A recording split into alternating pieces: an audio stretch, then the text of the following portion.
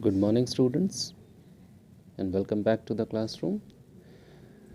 Today will be the last session in the chapter of magnetic effects of current.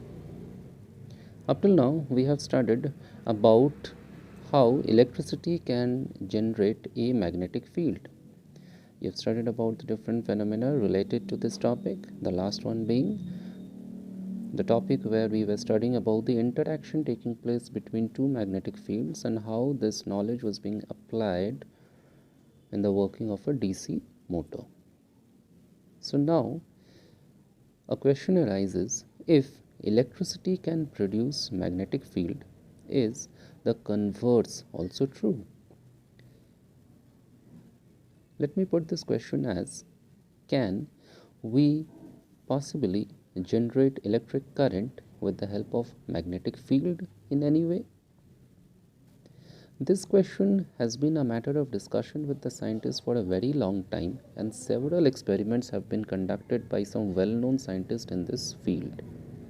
Ultimately, some scientists could possibly prove through their experiments that it is possible to produce electricity with the help of a changing magnetic field.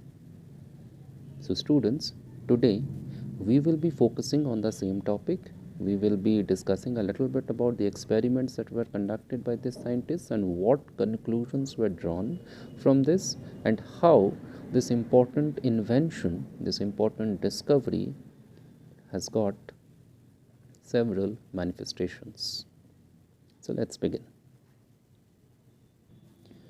Today our topic of discussion is going to be electromagnetic induction. What is electromagnetic induction? Electromagnetic induction is the production of an electromotive force, that is voltage, across an electrical conductor in a changing magnetic field. I repeat once again. Electromagnetic induction is the production of an electromotive force, that is voltage, across an electrical conductor in a changing magnetic field. It becomes so important at this point to understand who all were those people who worked in this field so as to make such an important discovery. Michael Faraday is generally credited with the discovery of the phenomena of electromagnetic induction in the year 1831, and James Clerk Maxwell mathematically described it as Faraday's law of induction. Lenz's law, given by Emil Lenz, describes the direction of the induced field. Faraday's law was later generalized to become the Maxwell-Faraday equation, one of the four Maxwell equations in his theory of electromagnetism. But at this point, it is also very important to let you know that the same discovery was independently made by Joseph Henry in 1832. Talking about Michael Faraday's work, in his first experimental demonstration that took place on August 29, 1831,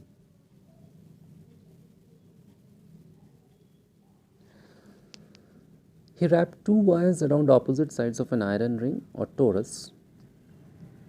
Based on his understanding of electromagnets, he expected that when current started to flow in one wire, a sort of wave would travel through the ring and cause some electrical effect on the opposite side. He plugged one wire into a galvanometer and watched it as he connected the other wire to a battery. He saw a transient current, which he called a wave of electricity. When he connected the wire to the battery and another when he disconnected it. This induction was due to the change in magnetic flux that occurred when the battery was connected and disconnected. Now you might be wondering, what is magnetic flux? You already know what is magnetic field and how we can represent magnetic field at any point. In physics, specifically electromagnetism, the magnetic flux through a surface is the surface integral of the normal component of the magnetic field flux density passing through that surface.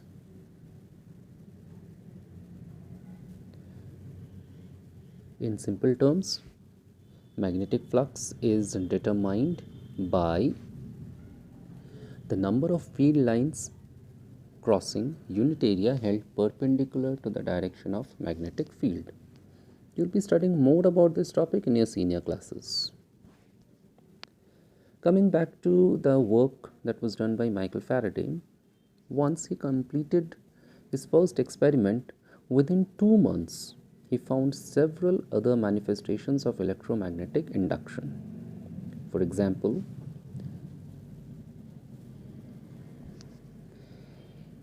he saw transient currents when he quickly slid a bar magnet in and out of a coil of wires. I'm talking about this setup. We will be discussing about in a bit more detail shortly.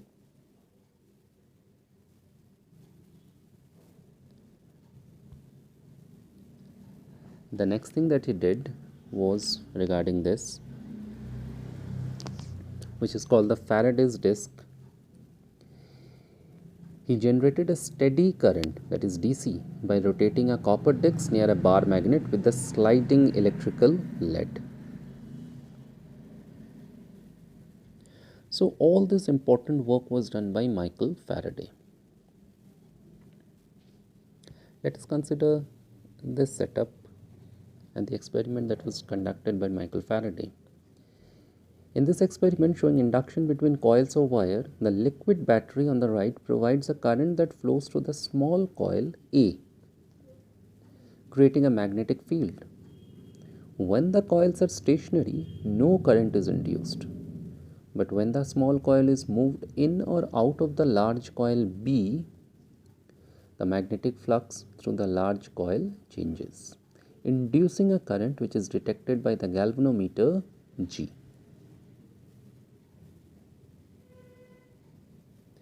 Basically, for understanding what is electromagnetic induction, we make use of the second setup, the general experimental setup, and we will be discussing a little bit more about this particular experiment so that it becomes pretty much clear to us like what is exactly happening during this particular phenomena due to which we are able to generate electricity.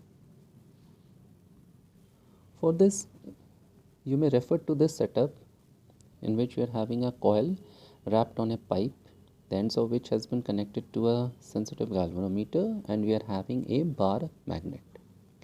Now, how we would be able to induce current in the coil, and that current is going to be detected by the galvanometer. For this, we need to bring the magnet into motion. In this case, the coil is kept stationary and the magnet is moving. This experiment can also be repeated by keeping the magnet stationary and moving the coil. So, when the magnet is brought near the coil or it is taken away, I repeat, when the magnet is brought near the coil or it is taken away, in both the cases, you may see that the galvanometer is showing deflection. One thing you may also observe that when the magnet is brought closer to the coil, the galvanometer is getting momentarily deflected towards left. When the magnet is taken away, again there is a momentary deflection, but now the deflection is towards right.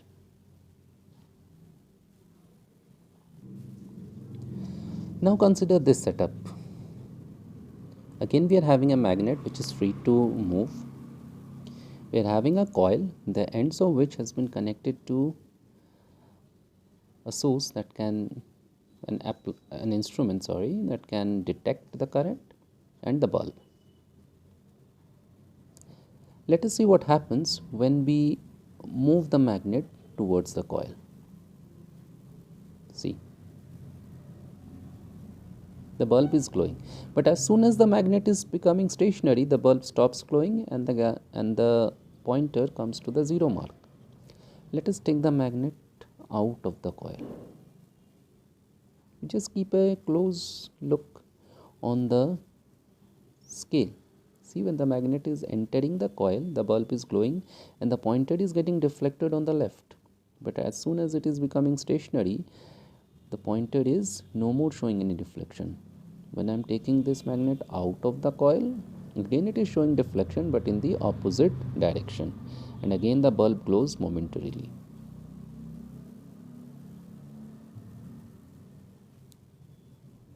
Now, let me change the polarities.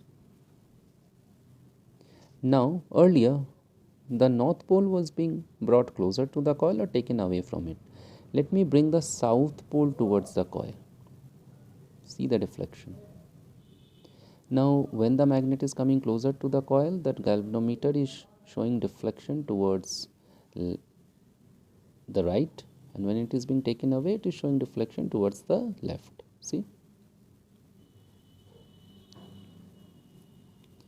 This means the polarity of the magnet is also deciding the direction of this current. I would like to ask you one question. How shall we name this current? Since movement of the magnet is rather responsible for generating this current, I can say that it is inducing a voltage in this circuit, and obviously due to this voltage we can sense some current. We can see some current flowing in this circuit, and this current is called induced current. Now, what exactly is happening when the magnet is moving closer to the coil or it is taken away?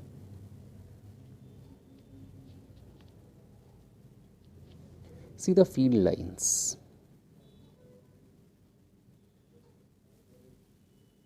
When the magnet is moving away, see the number of lines crossing the coil.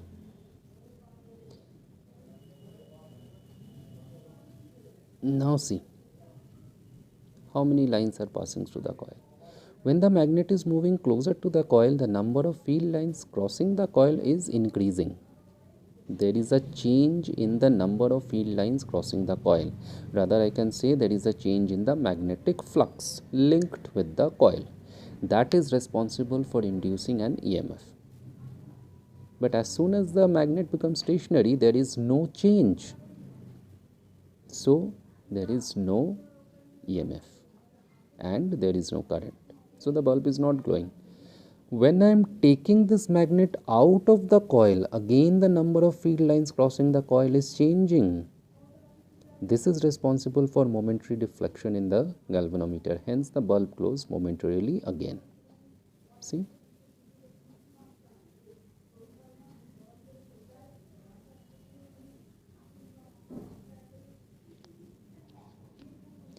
Let us change the number of coils and repeat the experiment again.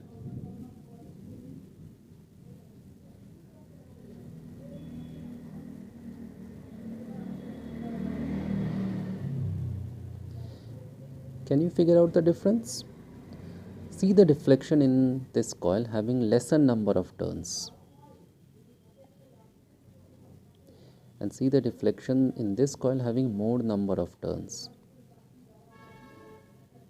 Obviously, a larger EMF is induced in this case.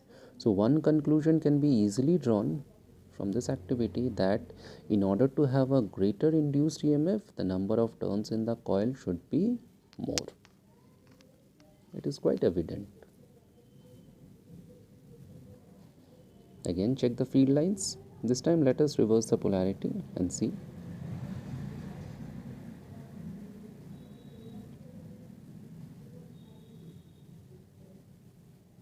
Can you understand?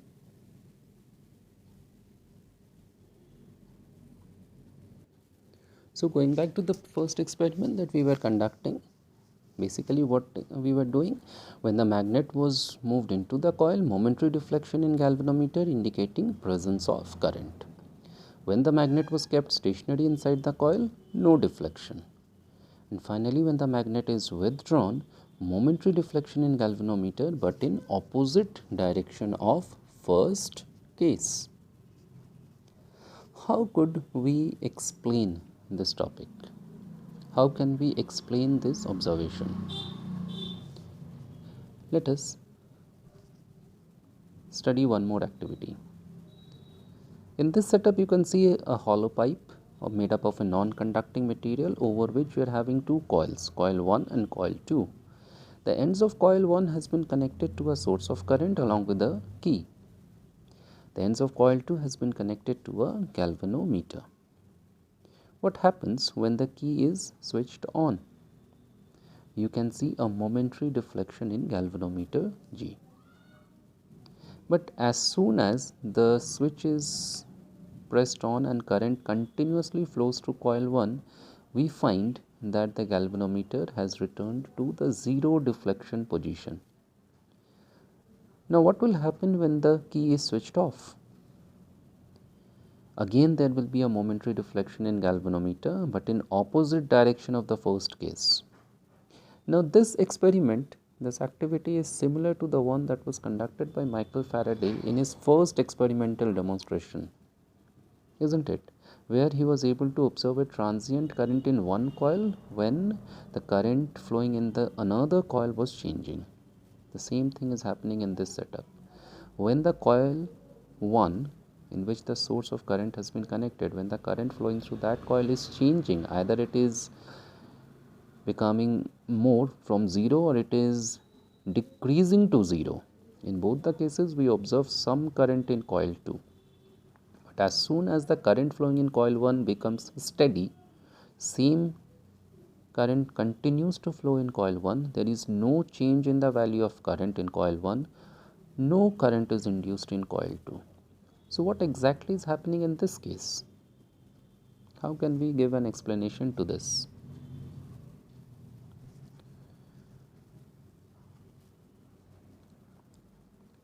Faraday explained electromagnetic induction using a concept he called lines of force. Now let me tell you that scientists at that time had widely rejected his theoretical ideas, mainly because they were not formulated mathematically. An exception was James Clerk Maxwell, who used Faraday's ideas as the basis of his quantitative electromagnetic theory. Faraday, in his law of induction, he made use of the concept of magnetic flux through a region of space enclosed by a wire loop. He said that when the flux through the surface changes, the wire loop acquires an electromotive force. The magnetic flux through the wire loop is proportional to the number of magnetic flux lines that pass through the loop. And Faraday, in his law of induction, said that the wire loop acquires an electromotive force, that is EMF, when the flux through the surface changes. The most widespread version of this law states that the induced electromotive force or the induced EMF in any closed circuit is equal to the rate of change of the magnetic flux enclosed by the circuit. So either when the magnet is brought closer to the coil or it is taken away from the coil. As you saw in that activity, the magnetic flux, the number of field lines that were entering the coil or leaving the coil was changing, and that was solely responsible for inducing an EMF. We already know that the concepts of electricity and magnetism are so closely linked. How an electric current is responsible for creating a magnetic field, primarily because of the motion of charged particles. Similarly, when the magnet is moving closer to the coil or taken away from the coil, then the flux linked with the coil is undergoing a change, be it in this setup or in the previous setup. What exactly was happening in this case? In this case, in coil 1, as soon as the current started to grow, it created a magnetic field, and this magnetic field was getting linked with coil 2, or I can say that the magnetic flux was getting linked to coil 2. But the magnetic flux was increasing when the current was gradually growing in the coil, when the switch was pressed on. But once the current becomes steady, there was no change in magnetic flux linked with coil 2, so the galvanometer showed zero deflection.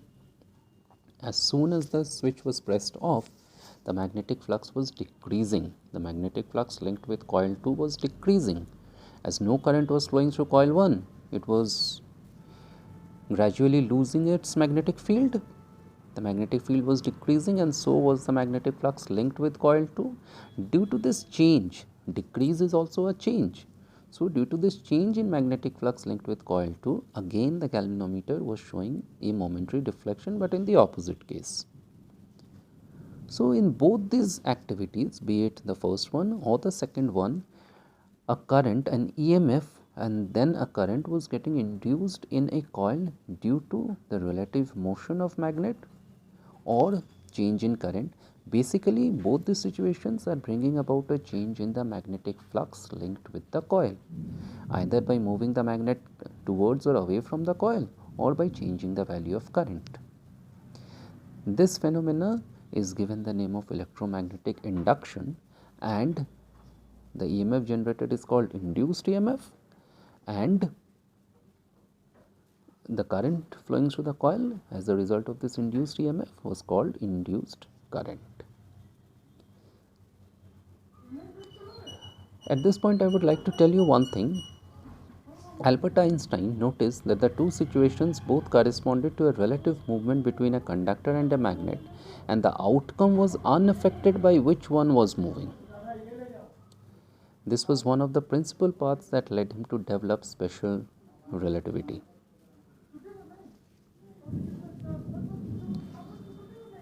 As I was telling you that when we bring the magnet towards the coil or take it away from the coil, the motion of the magnet is decisive for the direction of the induced current.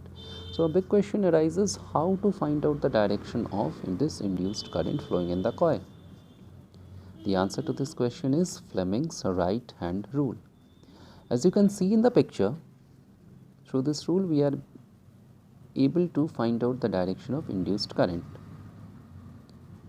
If we stretch the thumb, forefinger and middle finger of the right hand mutually perpendicular to each other, such that the forefinger points in the direction of magnetic field, the thumb points in the direction of motion of the conductor, then the middle finger or the central finger gives the direction of induced current. I repeat once again, if we stretch the forefinger, middle finger and thumb of our right hand mutually perpendicular to each other such that the forefinger points in the direction of magnetic field, thumb points in the direction of motion of the conductor, then the middle finger points in the direction of induced current. This is Fleming's right hand rule that helps us to determine the direction of induced current. Very quickly, I would like to tell you something about Lenzs Law that was given by Emil Lenz. Although this is not a part of the syllabus for class 10 physics, but I think it is very important to have a brief idea regarding Lenzs Law, because this is giving an answer to a very important question, that what is basically the reason behind production of electricity. We have already studied about law of conservation of energy. We know that energy can neither be created nor destroyed. So how this electrical energy is being generated? What is the source of this electrical energy? The answer to this question was given by Emil Lenz in his law that is known by the name of Lenz's law. Actually, whenever we are moving the magnet towards the coil or taking it away, in both the cases some work is being done. Now, why this work needs to be done? Because as soon as we move a magnet towards the coil, that face of the coil starts to acquire a similar polarity. Like if you are bringing the north pole of a magnet towards the face of the coil, that particular face of the coil also starts behaving like a north pole, and as such exerts a repulsive force. So in order to move the magnet closer to the coil, we have to do some mechanical work to overcome that repulsive force. The amount of work done by us is actually converted to electrical energy. So work done is equivalent to electrical energy in this case. So actually Lenz's law is nothing but law of conservation of energy. It tells you how law of conservation of energy is applicable in this case. I won't go into much detail of this law as this is a topic in the syllabus of class 12 physics. We will be studying in detail about it, but for the time being you can all simply understand that production of electricity through the phenomena of electromagnetic induction is also very much in accordance to law of conservation of energy, and that was stated in Lenz's law given by Sir Emil Lenz. AC generators or alternators operate on the same fundamental principles of electromagnetic induction. Alternating voltage may be generated by rotating a coil in the magnetic field or by rotating a magnetic field within a stationary coil. The value of voltage generated depends on the number of turns in the coil, strength of the field, and the speed at which the coil or magnetic field rotates.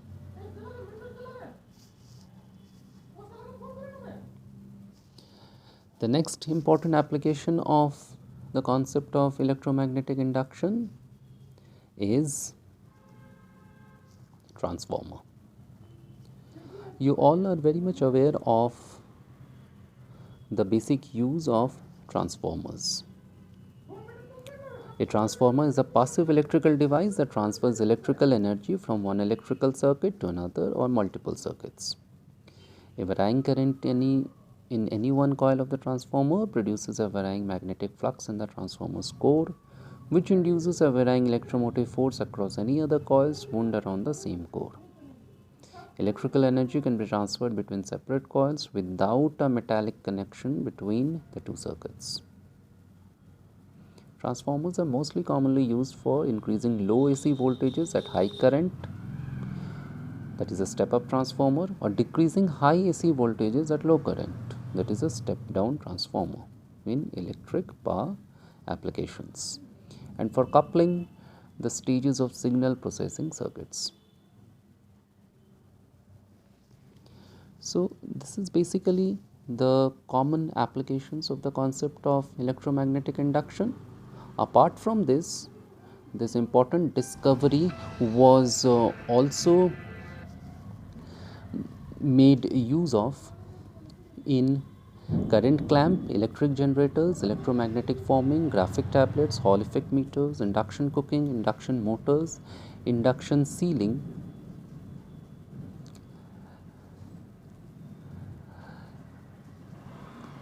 induction welding, inductive charging, inductors, magnetic flow meters, mechanically powered flashlight, pickups, road handling, transcranial magnetic stimulation, and wireless energy transfer. So this is all regarding today's session. Thank you.